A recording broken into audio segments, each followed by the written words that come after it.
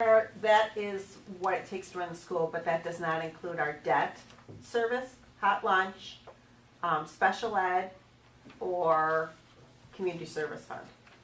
So that is what we call a 10 fund, which is the general budget for the school. Right. So you have a budget of $8.9 million. And over 4 years, you're gonna raise it by $4 million. But that 4 million will cover special ed, all those different areas that I talked about. Right. So not But just, that's an increase of like 40% over 4 years. So my question being, when you look at these numbers as presented, in 4 years, even though the $4 million is ongoing indefinitely, you're gonna be right back in the same boat. This is talking about $4 million to cover expenses. In 4 years, we do the budget every year here too. The budget's gonna be higher in 4 years. So if you need $4 million to get the $4 million in 4 years, Yes. $4 million won't be enough in year 7. So then what do you do?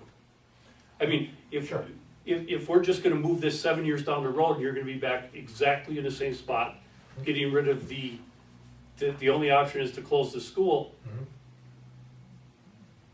maybe the best thing is to avoid the rush and do it now. I just don't understand how you can increase 40% and it's still not gonna be enough. Sure. And most of it comes just from the change in how our revenue structure is going to go down.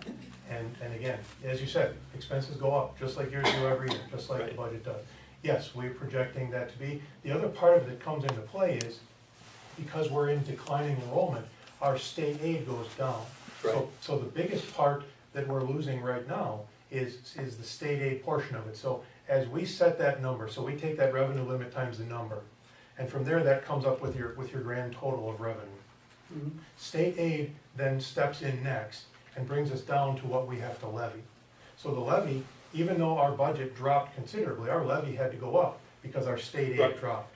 Yes, I understand completely where you're coming from, and I don't dispute that we may be right back here in 4 years or 5 years, or our hope is, if we didn't have an open enrollment, so right now we spend over $2 million in open enrollment. Okay. Okay? So that's an expense. So It's an expense, sort of. No, it's an expense period. We do. Except for you get like $9,000 a kid, almost Correct. $10,000 a kid. Right. And when they open roll out, you've got to pay out $7,000. Correct. So for every kid that's not there, Right. you have $3,000 extra, or $2,500 extra. Correct. So I get that you can call it an expense, Right. but it really isn't, because you're getting $3,000 for a kid you're not educating. Okay, so let's break it down a different way, if that's fair. Yeah. So let's look at just the $7,500 of expense that we do Yeah, that. that's So an expense. let's look at that expense part of it. As that, right now, just that expense portion of it is 2.1 million. Okay. Remember that we're asking for 1.75. So without that open enrollment expense, just the expense portion of it, we wouldn't have an issue. And if our district was up north, we're not small statewide, we're not abnormal statewide. Right. We don't look like anything around here because we're surrounded by districts 2 and 3 and 4 times larger than we are. So if that's where the community is headed right now, that they want to live rural and go to school big, that may be the decision that we head down. That may be what the communities decide. We have no, again, we're presenting the numbers as they are, and I'm not disputing your numbers, I'm just saying, Right. you understand why the people that are correct.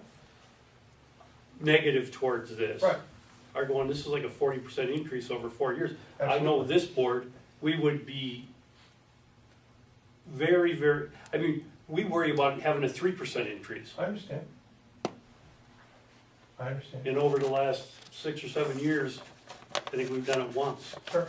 Nope, understood completely. And part of our position as a school board is to present and provide an opportunity for us to exist. So I wouldn't be doing my job if I weren't saying, this is the number that we need to exist. Okay, so And beyond that, outside of this, yes, sir. okay, outside of this, you get, let's say the referendum passes. Yes. What is the vision to curb some of the problems? The vision is continuing to, first off, a good number of our open enrollment is at the top end of our classes. Okay, So as that graduates off, the number we're hoping to stem at the lower levels. We've worked hard over the last 5 years since I've been on the board, since Dr. Bloom has been present. We've worked considerably to make sure that we intensify our curriculum, that we strengthen. We listened to the people who left. Here's why they left and here's what we can do. The other trade-off is though, and again, it's a statewide situation. We've had people say, and they've gone on record saying it, we left because we walked in and saw a green wall. Now, if you paint the water tower green, doesn't do anything to your tax base, doesn't do anything, if it means that the Lurvy family gets mad and moves out, doesn't mean somebody else isn't gonna move in, Right. and that rooftop isn't there. But because we had a green wall that cost $23 worth of paint, that means that I have an expense of $7,500 per student, and they had 2 siblings, and they told their neighbors that they didn't like the green wall either.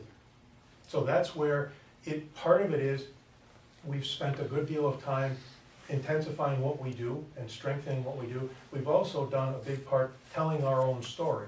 So you'll see when you get the newsletter in the mail, we're telling our story rather than let others tell it for us. We're trying to get ahead of things that just frankly aren't true. Because that green wall that lady saw, when I walked in, well, first I'm colorblind, but second, that green wall was in a biology room by the man who taught me to be a pharmacist. So that green wall paid off for some of us. right. And I can't fix green walls for everybody. We can't make everybody, just as you can't control who moves in and moves out, but you do know how many rooftops exist. Yeah, That's the difference between the municipality side and the school district side. I can only fix, and I can't, the beauty is in the eye of the beholder.